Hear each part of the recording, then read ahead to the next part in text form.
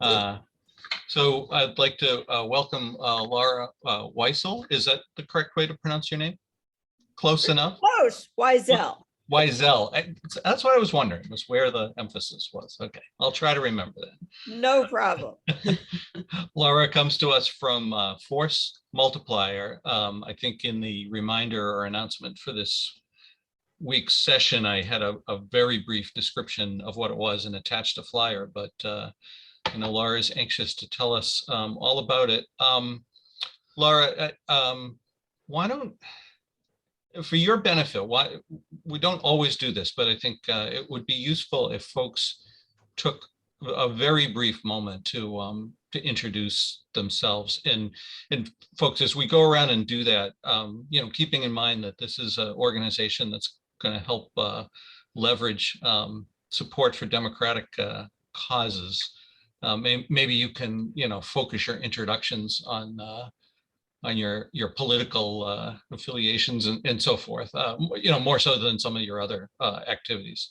So a very, our members are involved in all kinds of things, Laura, but Martin, can I ask you to start maybe?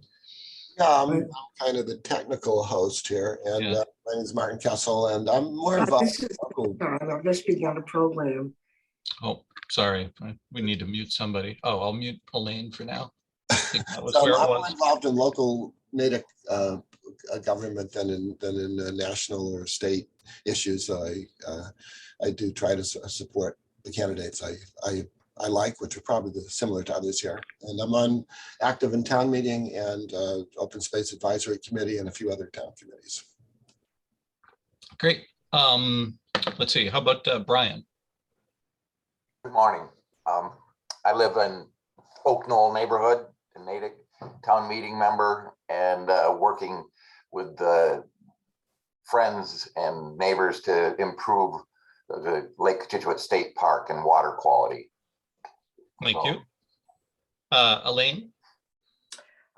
Relatively new to Natick, long involved with democratic politics, especially with the Americans with Disabilities Act and the Fair Housing Amendments Act. And I'm active in chair aerobics and I walk a lot. Josh's mom. Right. Josh is a local icon here, Laura. Tom? Hi, yeah, I'm a town meeting member and a member of the Natick Town Democratic Committee. Thank you. So, Carol? Good morning, Laura. I'm a town meeting member. I've been involved with Lake Cochituate for many years. Right now, I am working on gardens downtown. And yes, I love Natick. I've been here 50 years or more. Thank you. Carrie? Hi, good morning, Laura. Carrie Butfield, town meeting member also, as a lot of us here. I was a delegate at the 2018 convention in Worcester, which was a great experience, involved in different environmental issues here. And I was with Peter Golden. I was part of a Force Multiplier online meeting about a month or so ago, which was interesting to get a little preview of the meeting, but look forward to hearing more about what the group is doing. Thank you. Terrific. Cindy? I am a new resident of Natick and an registered unenrolled and not a big supporter, but I'm a voter and try to be informed. And I am the Lee Warren connection from Sandwich, New Hampshire. And so I actually missed most of her house party, but anyway, I thought that this group would be a good match for you to come. Excellent. Thank you, Cindy. Sally? Hi, good morning, Laura.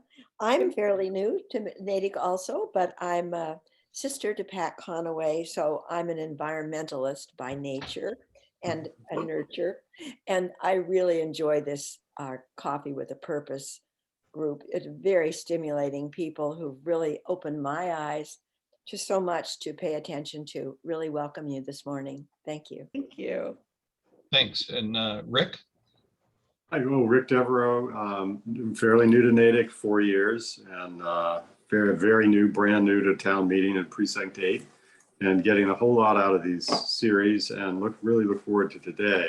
I've heard about it a little bit from another well-connected friend, so can't wait. Terrific. Pat. Oh, good morning. I Yeah. think most of you know me. Well, Laura just doesn't. thank Martin and Doug and Sarah keeping the torch lit here on Coffee with a Purpose. Good job. Thanks. Laura, Pat is the fellow that got Coffee with a Purpose started a number of years ago now. Great. Yeah. And Brinley. Good morning. I'm Brinley. I've been in Natick for about 22 years, politically active my entire life. My dad got me all involved in politics. I have participated in local politics since I moved here. Actually, every town I've ever lived in, I think it's really important. I'm a new town meeting member this year. Woohoo! Not sure what else we're supposed to say, but that's basically me. Yep. I am also mostly an environmentally based, conscientious type of politically involved individual. Great. Thanks, Brinley. Sarah? I am yet another town meeting member. I am an unenrolled voter. I've always wanted to believe that neither party has a lock on good ideas. So I'm not a member of either party. I've voted for candidates in both parties over my lifetime. In terms of my sort of political interests, as many people in this group, environmental issues probably top the issue. I spent my career doing hazardous waste site cleanup, so environmental stuff is near and dear to my heart. Also an unenrolled voter, tend to lean liberal in most of my policy views. And I go along with Sarah on most of her environmental stuff. So Laura, let's turn it over to you. Thanks again for coming to speak to us this morning. Well, thank you, Doug and Martin. I'm thrilled to be with you this morning. I'm Laura Weisel, the co-chair of Force Multiplier and a former Brookline town meeting member. My partner Neil is currently a town meeting member and on the advisory board. Was Natick redistricted? Are your precincts changing? Yep. Yes. Brookline had a whole lot of changes, so it's been an interesting couple of months. Yep. So I'm here to tell you about Force Multiplier. But before I get started, I want to take your temperature a little and see how interested you guys are in national politics, because we focus exclusively on races for the Senate and the House, federal, and voter empowerment groups in battleground states. And our theory of change is that no matter what issue gets you up in the middle of the night or gets you out of bed in the morning, and I hear that there's a lot of environmentalists on this call, our feeling is that one way or another, that issue is going to find its way to the Capitol. And without elected representatives who are interested in that issue, I'm going to say Democrats, because we're only supporting Democrats, you can't get anything done, or that's the place where things go to die if there's no enthusiasm for it. So just a show of hands, I'm thrilled that you guys are very involved locally, which is so important. But are national politics of interest to you? Is this okay? Oh, yes, yeah. And I apologize. I inadvertently skipped over Ricky Ball during the introductions. And I know you'll be interested to hear what she has to say. Ricky, do you want to introduce yourself as well? Yes, certainly. what happened was you didn't skip over me. I lost the Zoom and I had to okay. get back on while you were introducing. So I'm involved in a group called Metro West Blue and Beyond, which is the successor to OC 2020, which is a local group that was formed on the Senator David Magnani, who was a senator for our district, state senator. And we started this group and raised around $55,000 in the OC 2020 cycle for grassroots organizing in the battleground states. And we are in the process of doing the same thing for this cycle. We hope to be able to present to the Coffee with a Purpose crowd either May 9th or May 16th.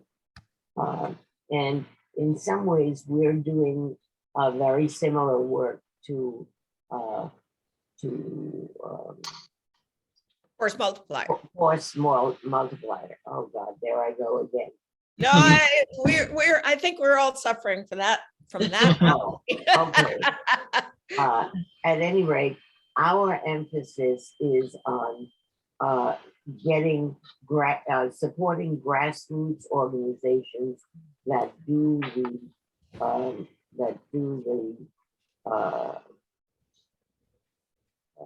my brain is not easy, that do the voter registration, that help local people jump through the voter suppression hoops so that they can still get to vote.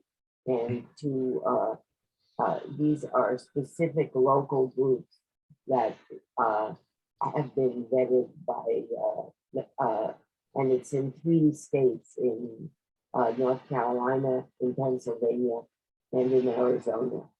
And we have a 3-month cycle, and we'll tell the group more about that, but that's roughly what we do.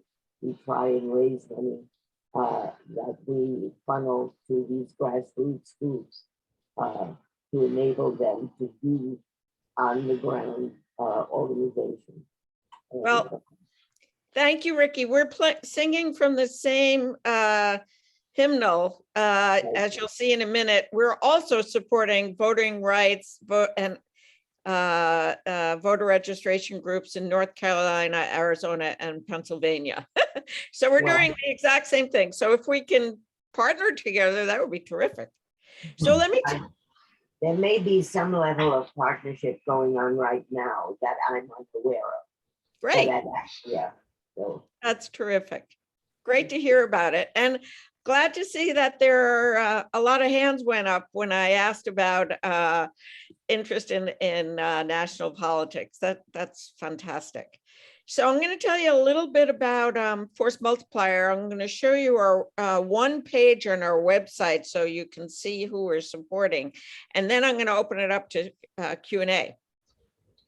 So our theory of change, as I just mentioned, is that at this point in our history, any Democrat is better on virtually all issues than any Republican. That's a very sad statement to make. And for those of you who are unenrolled, you may disagree with me, but at this point, we're focusing on Democrats who are either running for re-election or challenging a vulnerable Republican incumbent for House and Senate seats.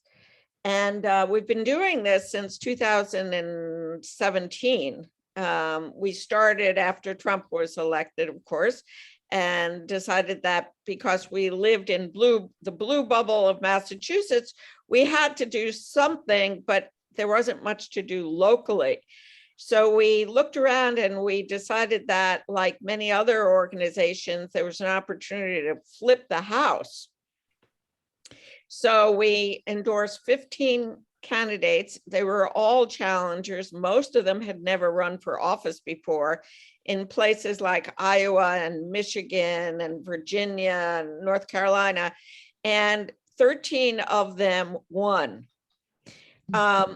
So we continued on that path in 2020, but as Ricky mentioned, we also in 2020 began to support voter empowerment groups in presidential battleground states because we knew that there had been a whole lot of voter suppression in 2016, and we wanted to make sure that people were registered to vote and they knew how to vote. And so that's what we did in 2020, and we by the skin of our teeth, we flipped the Senate and we held the House, and Joe Biden is in the White House. So now in 2022, we want to keep Congress blue. And we're doing that by supporting a mix of challengers and incumbents in both the House and the Senate, and voter empowerment groups in 7 Senate battleground states. So a little bit about who we are. Force Multiplier is 100% volunteer, and we're 100% self-funded, and we're not incorporated. We don't touch the money. Can you hear? Yeah. And I see you gesturing. Can you hear me? Yes. Yes, we can hear you. Okay. So what we do is we use Act Blue. Raise your hand if you've heard of Act Blue or if you've used it, or everybody's, okay, great. But happy to answer more questions about Act Blue later if anybody has a question. So we don't touch the money. 100% of the money goes directly from our donors through Act Blue to the campaigns and the voter empowerment groups we're supporting. We raise money by hosting on Zoom, since the pandemic, fundraising events with candidates or with the leaders of these voter empowerment groups. And I'm very happy and proud to announce that on May 2nd, next Monday at 7 p.m., we're hosting Representative Jamie Raskin for an event, and I'm going to put the link in chat. That's how you can register. He's speaking on behalf of our House slate, which is now 16 House challengers. The money is not going to support Jamie Raskin's reelection because he doesn't need our support. So we do these events every 2 weeks. We may do them a little bit more frequently as we get closer to the election. We use email to invite our friends to come to these events.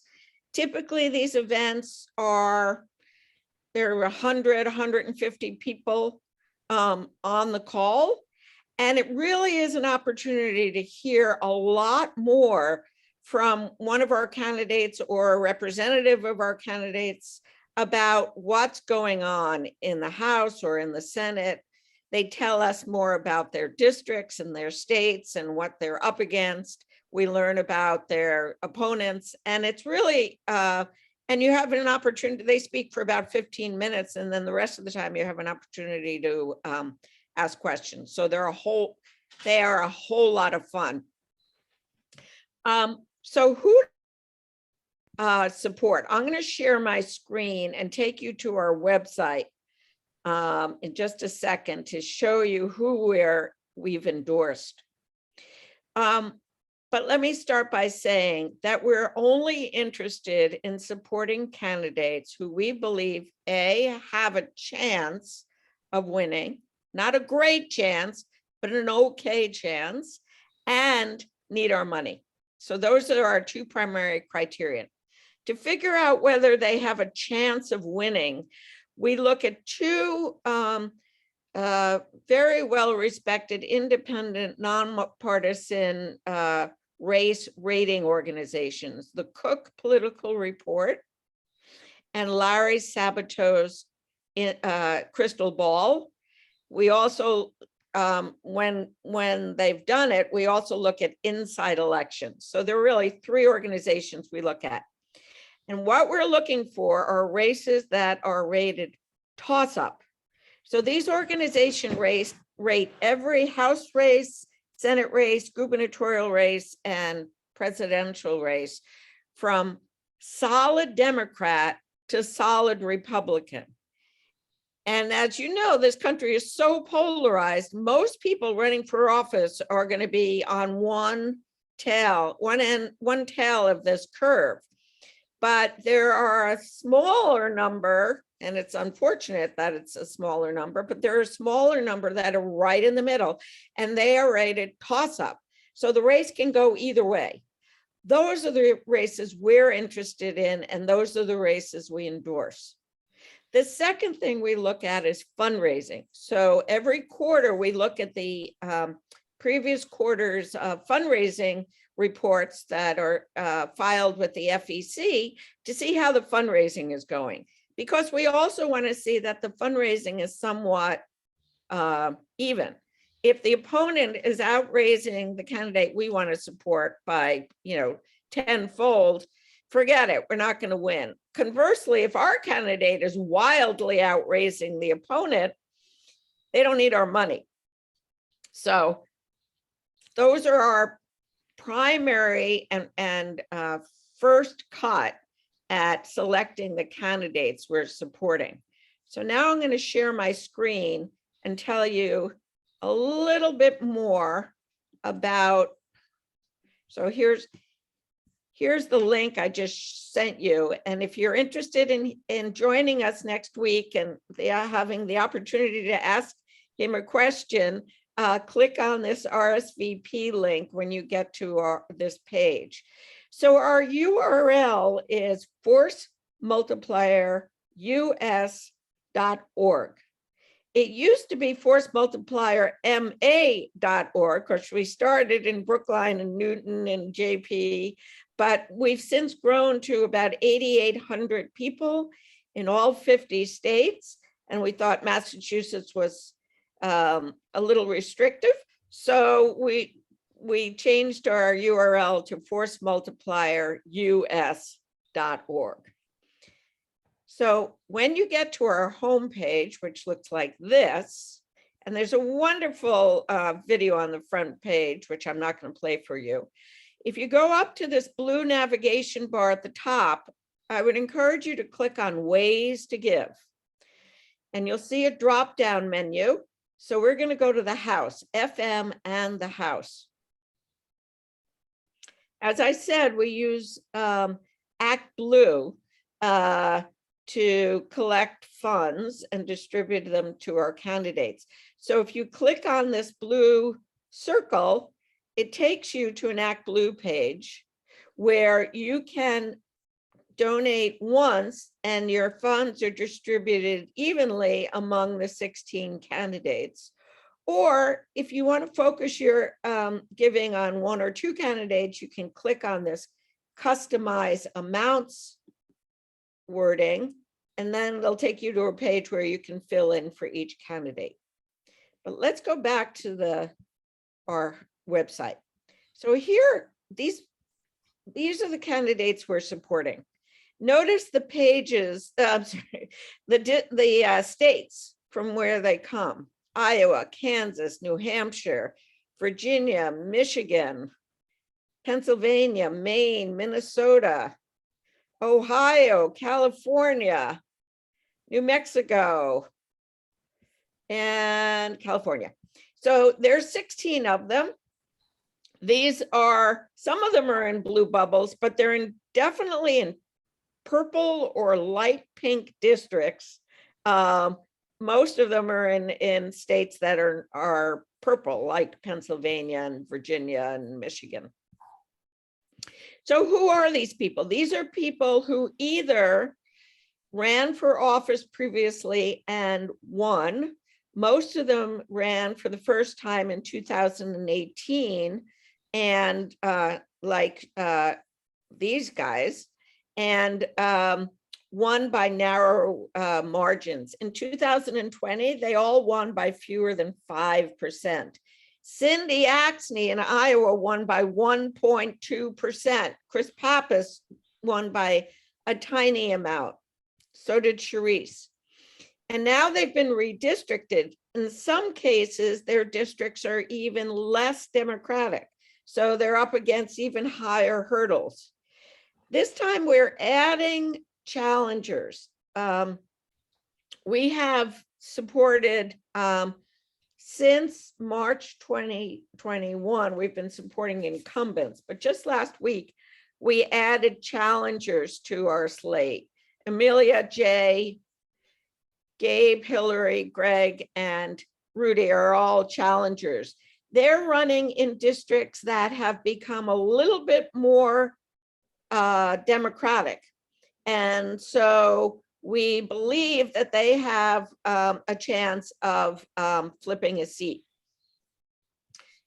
So one thing that is very important for us is not to go into a race before the primary, because our feeling is that it's the voters in the district or in the state who should select their candidate, their Democratic candidate.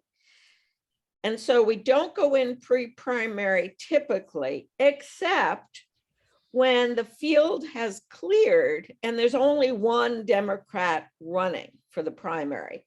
And that's the case with these challengers. None of them is in a competitive primary. So we have done events with many of these people and they've been great fun. We'll be doing more events with them in the future. Let's go to the Senate. In the Senate, again, you can click on this button and donate to the whole slate, or you can click on the orange button underneath each name to donate just to that candidate. So we're supporting the 4 Democratic senators who are in tough re-election campaigns. Raphael Warnock in Georgia, Maggie Hassan in New Hampshire, Mark Kelly in Arizona, and Catherine Cortez Masto in Nevada. They all won by fewer than 2%, or just about 2% the last time they ran. In fact, Maggie Hassan last ran in 2016 and won by 1,017 votes. And while New Hampshire is a small state, even in New Hampshire, 1,017 is an awfully thin margin. So we're fighting hard and raising as much money as we can to keep them in office. We've added Sherry Beasley, who is the presumptive nominee for Senate in North Carolina. Everyone else, every other Democrat has cleared the field.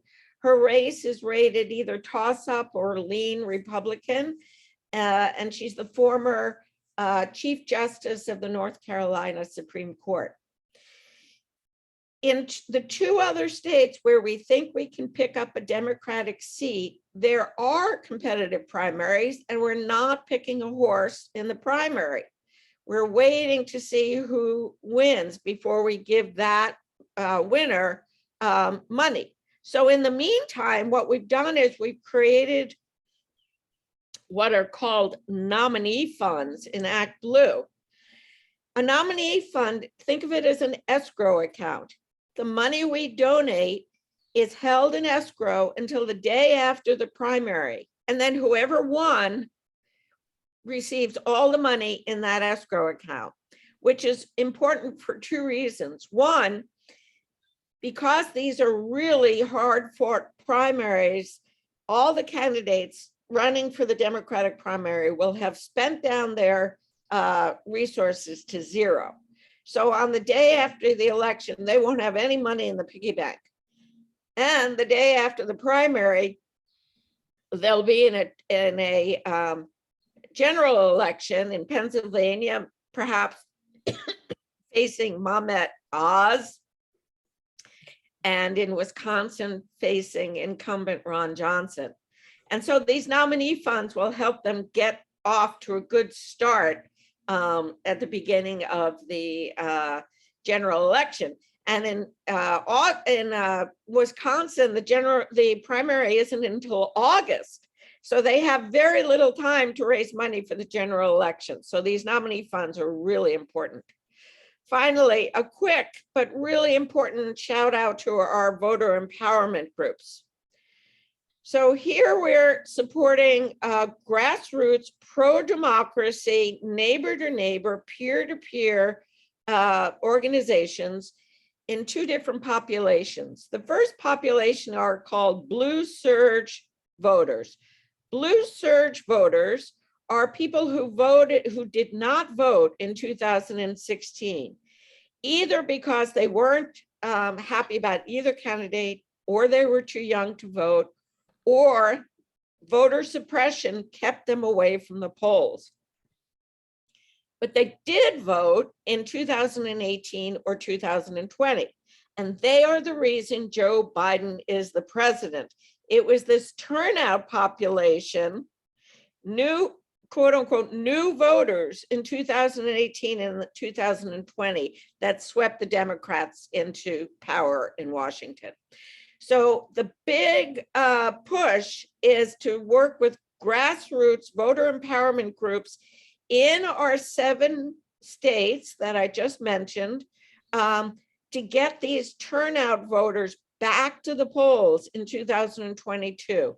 As those of you who have done voter registration, voter empowerment in the past know, voting is a habit, and until you voted in at least 3 consecutive elections, you're not a reliable voter. So we want these to become reliable voters, which means we're doing everything we can to make sure they know how to vote, because these are the 7 Senate states where voter suppression legislation was passed. New voting requirements were instituted. And so these folks need to know where their polling place is, what forms of ID they need, and so on and so forth. You can learn about the groups by clicking here, learn more about them, and here are the states again. And you click there to donate to them. The other group of groups I wanted to turn your attention to is the Rural Victory Fund. These are, again, pro-democracy, grassroots, peer-to-peer organizations in the rural parts of our 7 states. 5 of our 7 states have rural populations of at least 20%. Well, we have no delusion that we're going to win rural parts of these states. We need to lose by less. We need to get as many pro-democracy voters to the polls, whether they're independents or Democrats or even moderate Republicans. We need to get to them to the polls. And that's what these grassroots groups are doing. And just a quick shout out to our 501c3 slate. So if you would like to give tax deductible money, if you have a donor advised fund and would like to make a charitable contribution, you can do it right here in our Democracy in Action slate. Now, because this is tax deductible, these are nonpartisan organizations. So what they're doing is voter registration. And they're going into high schools, they're going into vocational centers, they're going into detention centers, they're going into social service agencies and nursing homes and getting people registered to vote. And then in November, they're going to help them get to the polls. So very important work. I'm going to stop sharing now and turn it over to you. I know I went quickly, but I think the best thing for us to do right now is to have a conversation. So what'd you hear and what'd you like and what'd you not like? Ricky, I see you've got your hand up. Oh, you got to come off mute. You got to come off mute, Ricky. Yeah. Just working on it. There we go. There we go. I'm very impressed. And in many ways, Metro West Blue and Beyond falls in the category that you mentioned about voter empowerment organizations, raising funds to go to those groups. rather than to individual candidates. But again, I'm very impressed, and Thank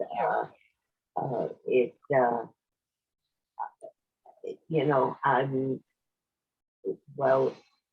The thought certainly comes to mind that you seem to have the organization in place, and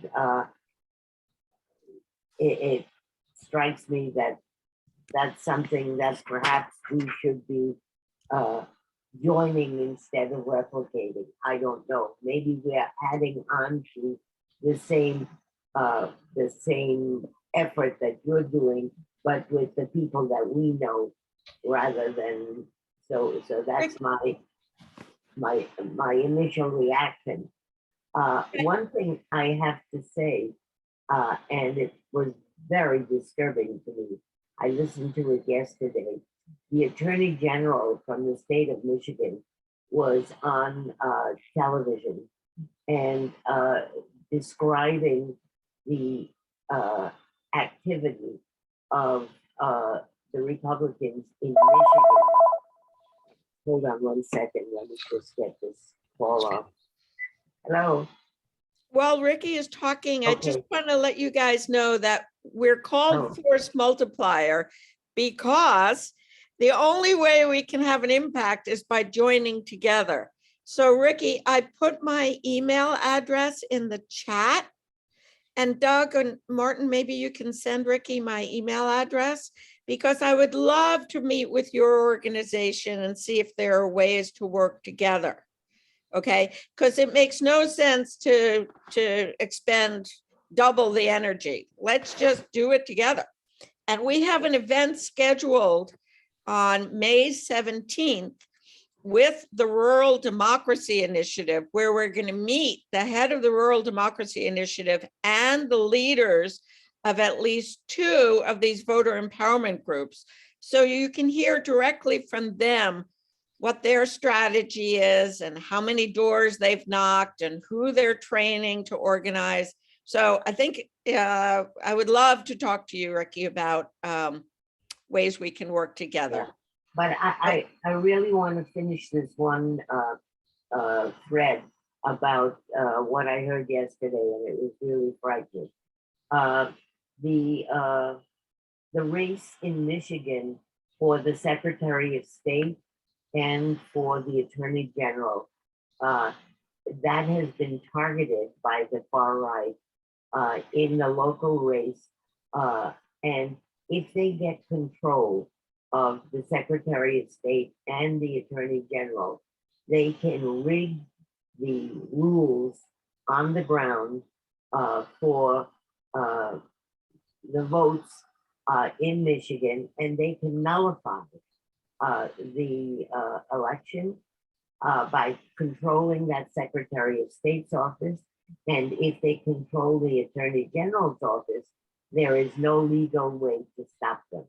And that seems to be the tactic that they are doing in all the battleground states. So thank you for raising that issue. As I've made pretty obvious, we're supporting financially candidates for federal office. However, and really importantly, these voter empowerment groups are of the community, and they're talking about all races, and they're explaining why it's so important to vote the whole ticket, right? Yeah. And they're the best ones to do it, even better than the candidates, the voter empowerment groups, because they're from the neighborhood. Explain why it's important to vote for a Democratic Secretary of State and a Democratic Attorney General. So we feel like indirectly, by supporting these voter empowerment groups, we're doing exactly what you're talking about. So thank you. So Brinkley Vickers has a Brinley Vickers. Brinley, yeah. Brinley, I'm so sorry for mispronouncing your name. I don't know who Jasmine is. Who's Jasmine? I just, she's actually somebody that some of my friends and I hear. I have a very dear friend here who knows her personally, and that's where I've been focusing some of my efforts in trying to work out of state. She's in North North Carolina. Carolina. Yeah, North Carolina, District 11, Asheville, which Asheville is one of those interesting places that oftentimes goes blue, but can still be very pink. So, right. Um, So Brindley, what we're doing, as I said, we don't go in pre-primary, and the North Carolina primary isn't until June, unless one candidate has just, blown away the rest of the field. But we are absolutely looking at House races in North Carolina, because many people think North Carolina is the next Georgia, if we can hold on to Georgia. And so I can assure you that we will be looking at races in North Carolina to support after the primary. So thank you. Gotcha. I just didn't know if you had done, if you were doing any pre-homework beforehand, or do you just completely wait? Well, as I said, we're all volunteers, and we have our hands full just looking at the candidates who have cleared the field, let alone the primaries. Right. So, well, I would say that I think Jasmine is someone to watch. So if you have a list of people that you keep, that you want, I think that she's someone we should be paying attention to. Fantastic. Thank you for that. I guess I would go back to one of your very first comments, though, Laura, that I think I heard you say effectively any Democrat is better than any Republican. So it's, the key is to strategically find out which races are winnable and then focus on those. That's right. Yeah. So that is exactly the point. So we do not have litmus tests, and we are not issue focused, because Doug got the primary principle of force multiplier. At this point in American history, any Democrat is better than any Republican. And so we support Jared Golden. For those of you who know Jared Golden, he represents Maine 2, which is in the northern part of Maine. It's the most rural district in the country, believe it or not. And clearly, Jared has to win the voters in his district. He doesn't need to win the voters in Natick or Brookline. And so his views on gun safety are a lot different than our views. So when Jared has come down to Boston to talk to us, what he says is this: would you like me to be in Congress, and I'll vote the same way you would vote 88% of the time, or do you want my opponent in Congress who will vote the way you would want him to vote 0% of the time? So that's where we are, folks. I feel very strongly, who are we to tell candidates running in pink districts in the Midwest how they should vote on every single issue? We can't. We do know that every one of them is pro-choice. We do know that there are no climate deniers. We do know they all voted to impeach the incumbents, of course. Let me just turn off my phone. And on and on and on. So on the basic democratic values, they all share them. But on an individual basis, we've got a variety. The Democratic Party, as they say, is a big tent. Other questions? Yeah, I see Carrie's got his hand up. Yes, Carrie. Sorry, need to come off mute, Carrie.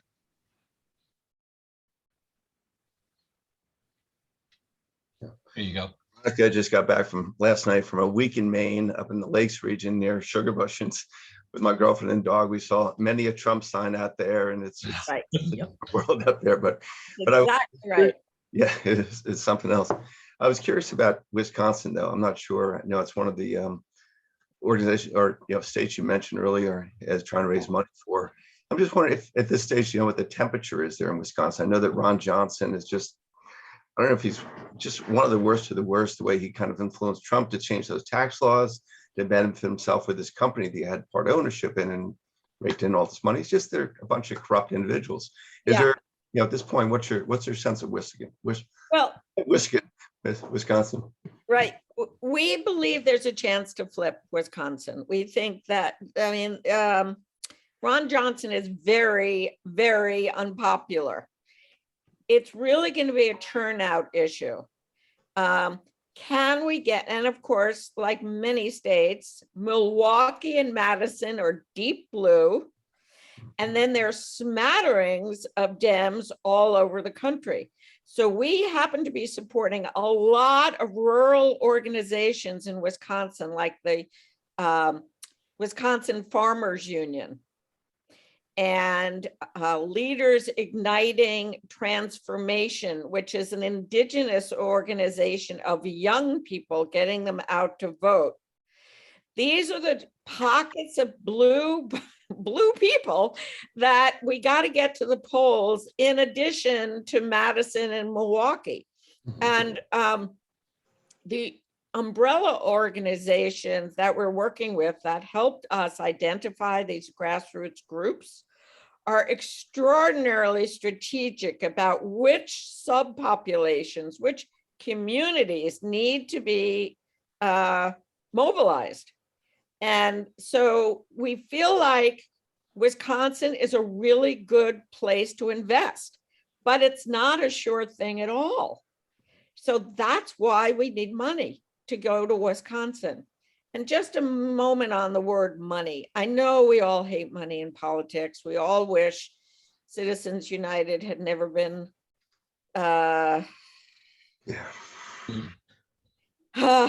you know, we the people would have been great, but we are where we are.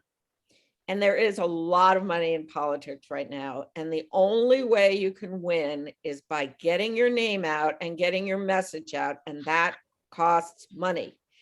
You know, I'm not going to say that other tactics aren't important, but we believe deeply, and we hear it from everybody, that the most important thing somebody in a blue bubble can do is send money to people in these swing districts, because they are the ones who know their constituents. They're the ones who need to make the TV ads that address the concerns of their voters. It's not us, it's them.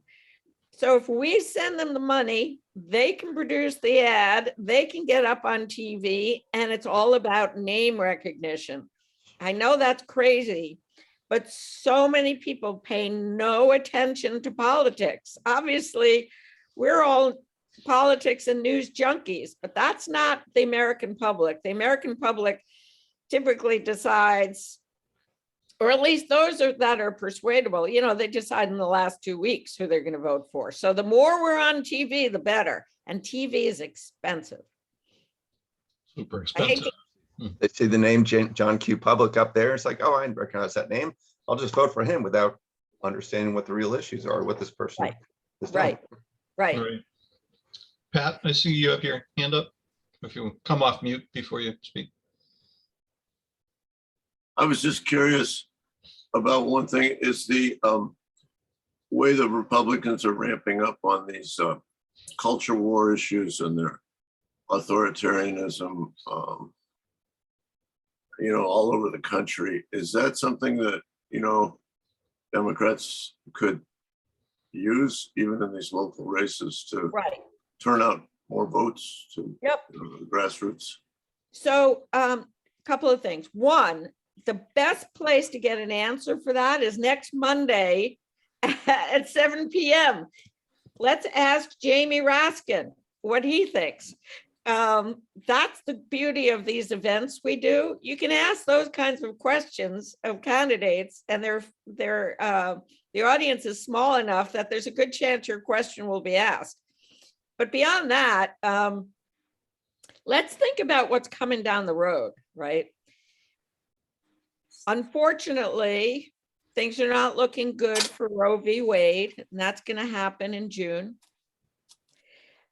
The January 6th public hearings are going to happen in June. We don't know what's going to happen with COVID. The jobs reports continue to be excellent.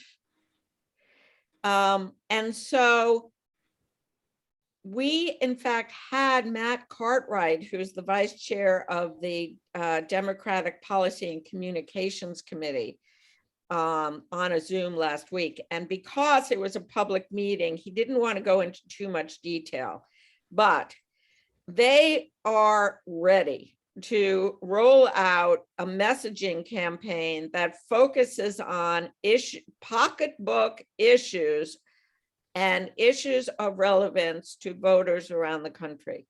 Because the Democratic Party is so diverse, we have to be careful, or they have to be careful about a message that's too broad. Because, you know, this is a party of both AOC and Jared Golden, right? So a message that will appeal to AOC voters will just doom Jared Golden in northern Maine and the converse.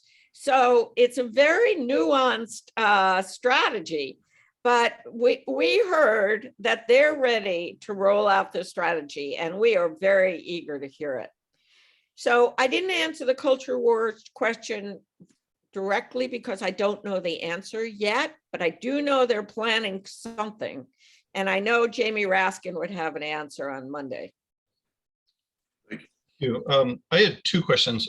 One, in terms of the Jamie Raskin talk, or just the talks that you host, the events, is there kind of a fundraising or solicitation fee to sign up for those? How do you control the attendance at those? And then also just in terms of timekeeping, as we start to approach the top of the hour, I want to remind you, I'm sure you haven't forgotten, that we have this Zoom poll if you want to us to conduct it. So introduce that whenever you would like. So I'm going to share my screen one more time just to make sure I show you see that you can go to events. So forcemultiplierus.org. When you get there, click on events. It'll take you to this page. When you click on this RSVP, it's going to send you to an Act Blue page. One of the things I'm going to ask you in the poll is, would you like to receive our emails? Every email says, register and donate here. We raise money in advance of the event because we're not shy, we're proud. Our job is to raise money for these candidates who need us. But unlike most organizations, we have a suggested minimum donation of $100. However, we want everybody. And we want to convince you that if 100 is doable, or if 250 is doable, that's what you should do. But if you can only do 50, you're just as welcome as somebody who gave 2,500. That's our strategy, that's our philosophy, and we're sticking to it. So every email you get, when it's an invitation to come to an event, we'll have a link on it that says register and donate here. The language will say suggested contribution $100. Be as generous as you can. And that's the answer, Doug.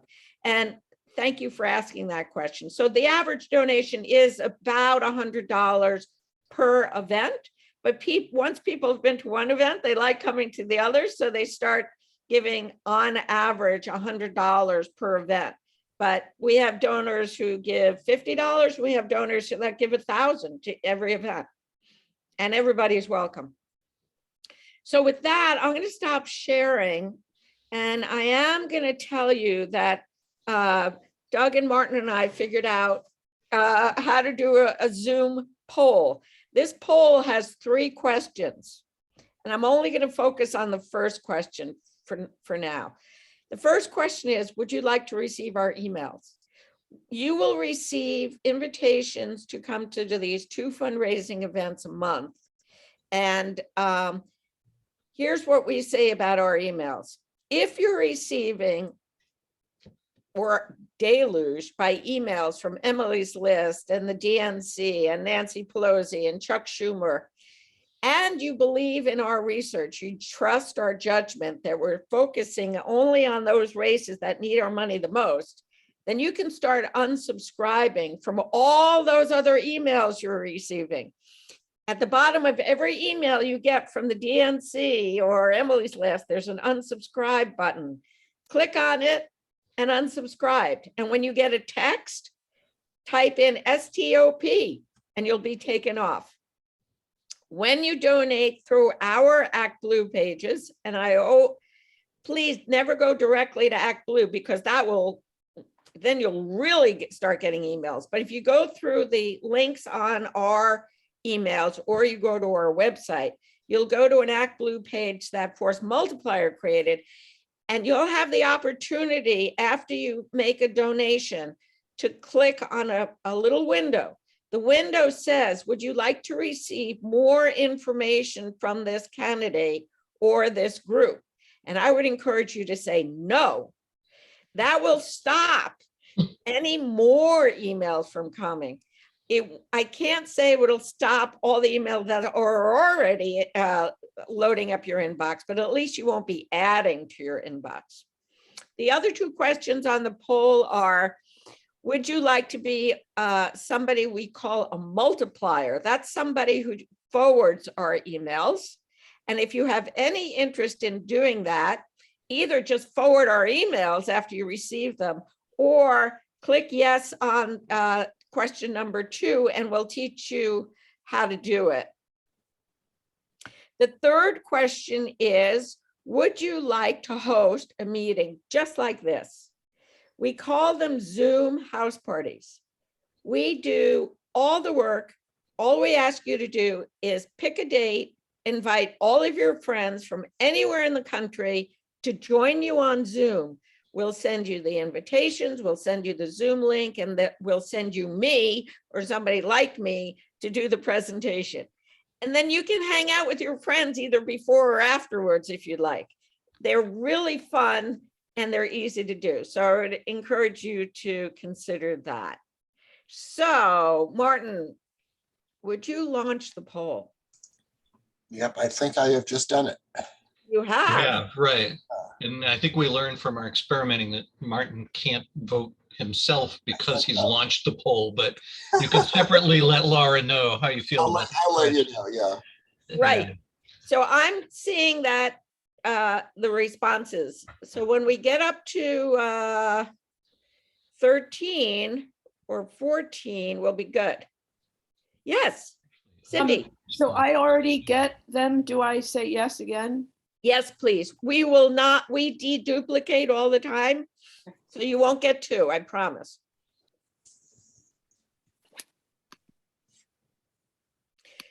I can answer other questions in the meantime. I see we have 2 minutes left.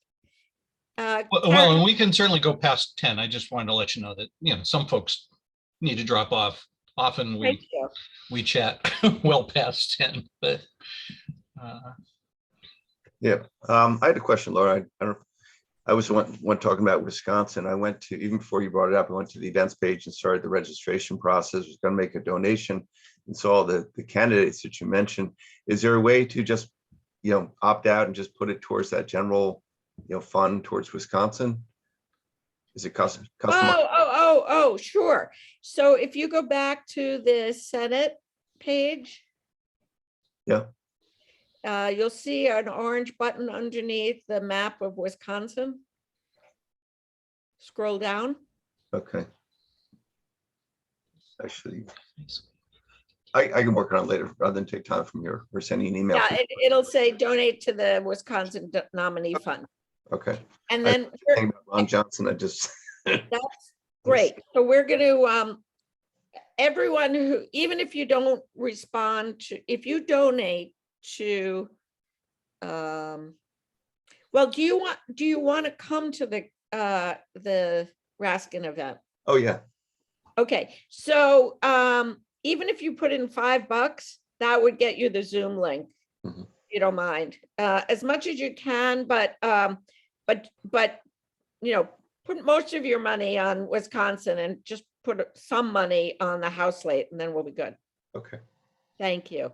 Elaine, you're muted. You need to come off mute, Elaine, or.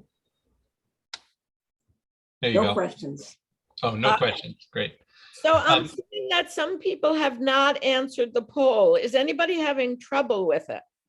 Laura, just for myself, I'm seeing the poll results, but I'm not seeing an opportunity to vote. So it might just be if I'm still a I co-host think along you're, with Martin. yeah, you and Right. I are, right. Right. So I guess you had said 13 would be the max, That's right? Excluding myself and Martin and you. And me. Yeah, so 4 people have not answered the poll. Is anyone having trouble with it? Yeah, I can't read it that well.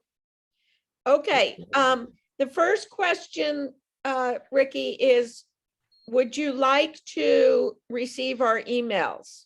Yes.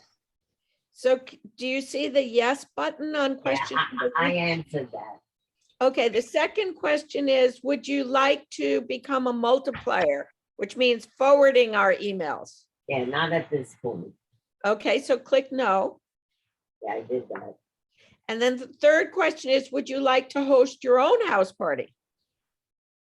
Well, not right now. Okay, so click no there. So Yeah. there are 3 people who haven't answered. Has everybody who wants to answer?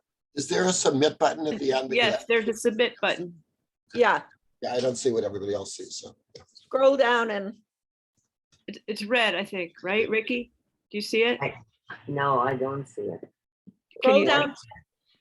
you have to scroll all the way to the bottom. Yeah, I'm down to the bottom. It says, when can,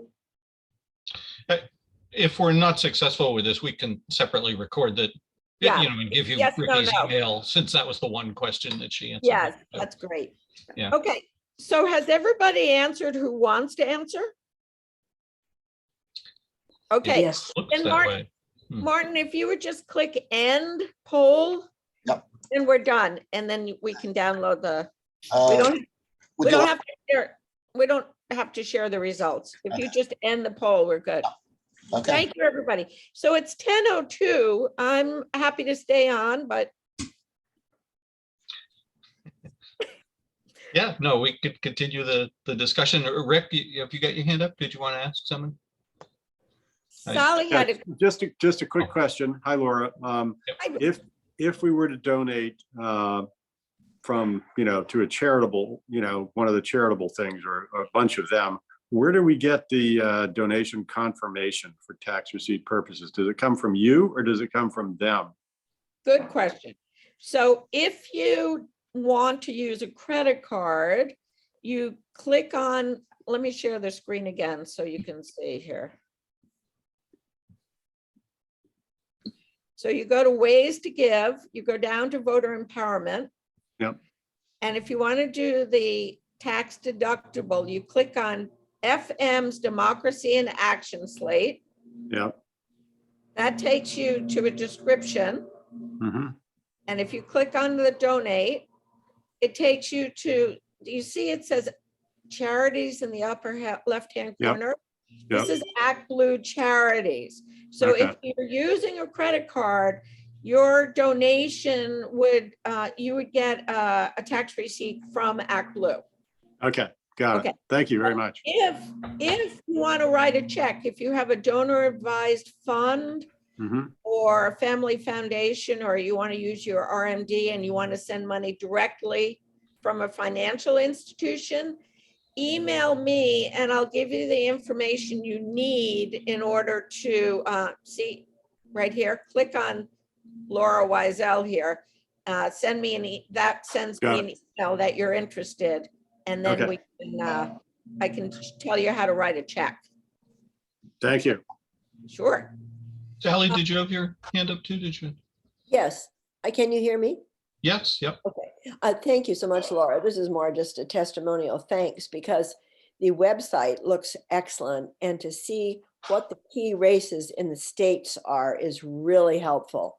And also you've clarified for me Act Blue because I've done some Act Blues, and all of a sudden I'm doing many more than I realize, and you know, they were repeating themselves accidentally, but this will be real focused to do the Act Blue through you folks. So thanks so much. Thank you for that. Yeah, I actually had a question about that website too. Well, kudos, it's super well organized. I know you said you're 100% volunteer run. I guess two questions. How big a cadre of volunteers do you have? And two, how is the cost for the website managed? So we self-fund, so there are 25 of us who serve on one or more committees. We have 5 committees plus the steering committee. And every 6 months, we each throw in $100. And that's what pays for our website and our donor database and any other miscellaneous, these buttons I'm wearing and things of that sort.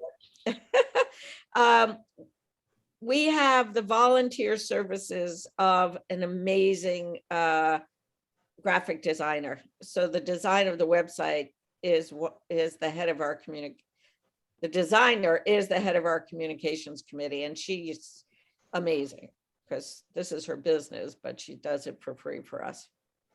That's terrific. I know website hosting fees aren't actually all that much, so. No, it's the design and upkeep that's. Right. Yep.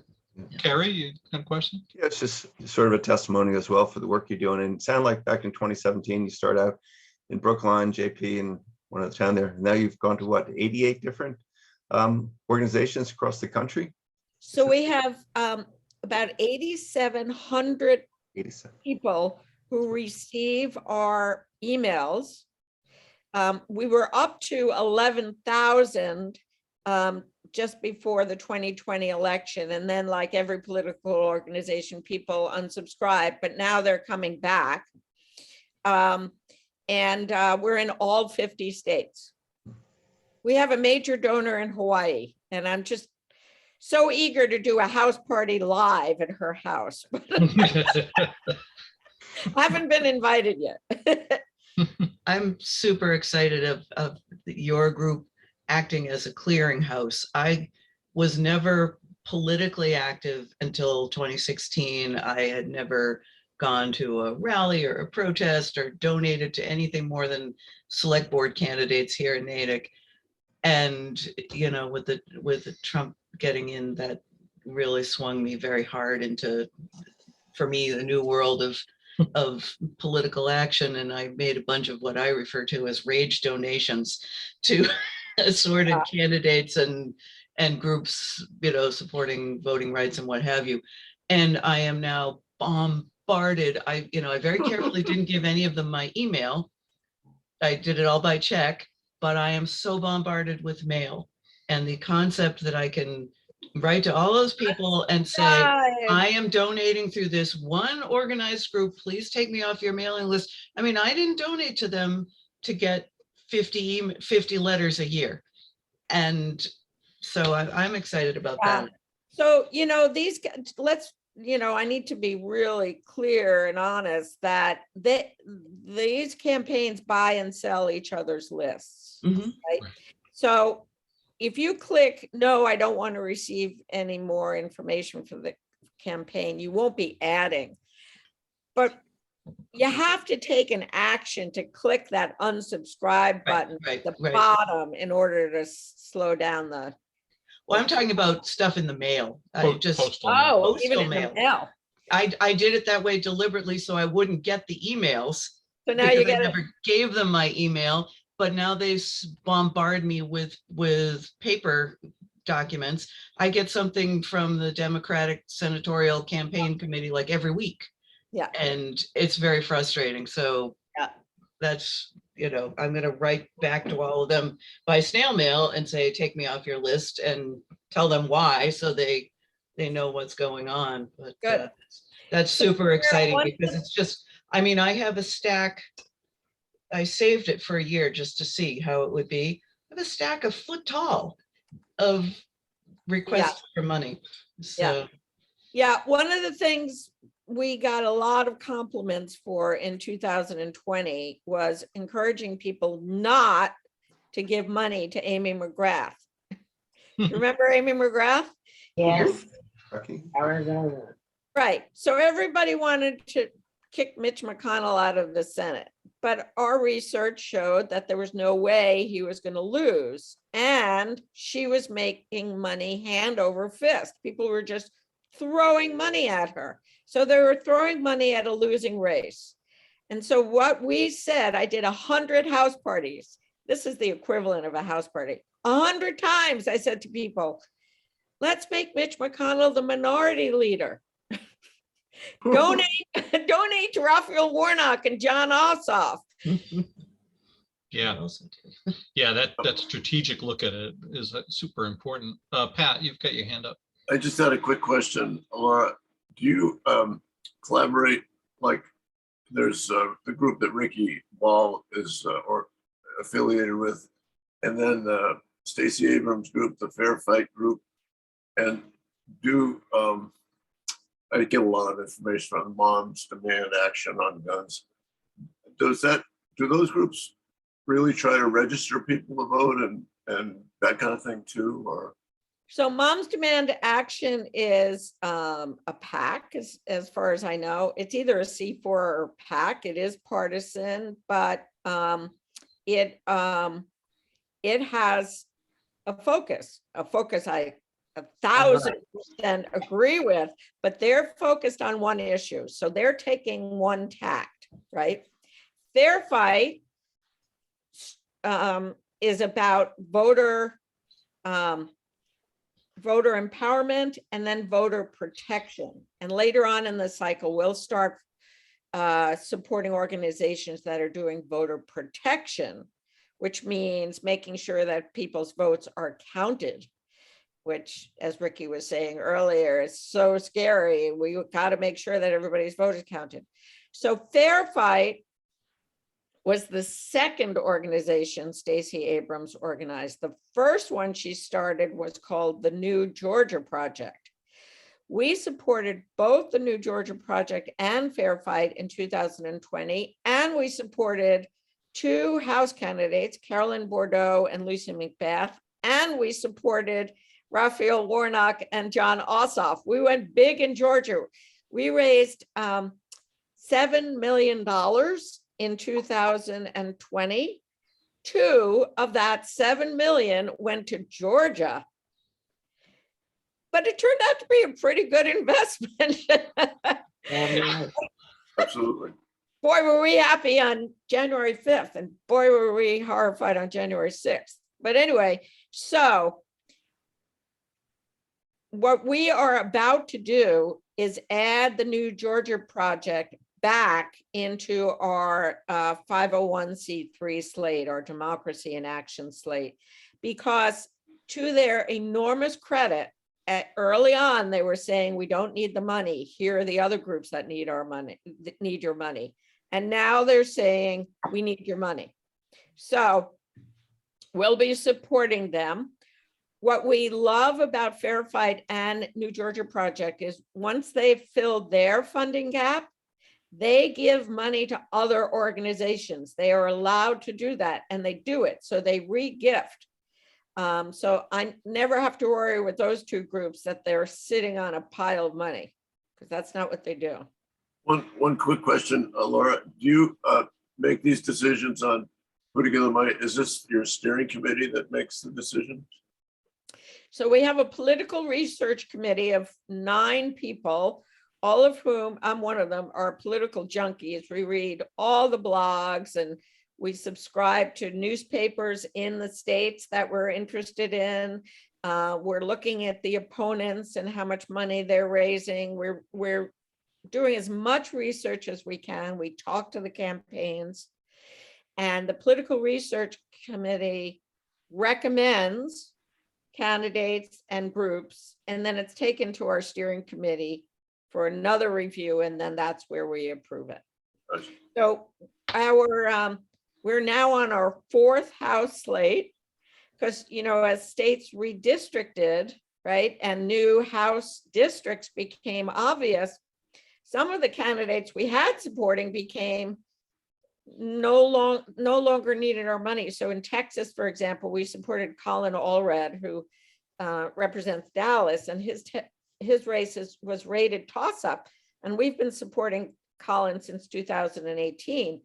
But after Greg Abbott signed into law that terribly gerrymandered map, what they did was they packed all the Democrats into 2 or 3 districts.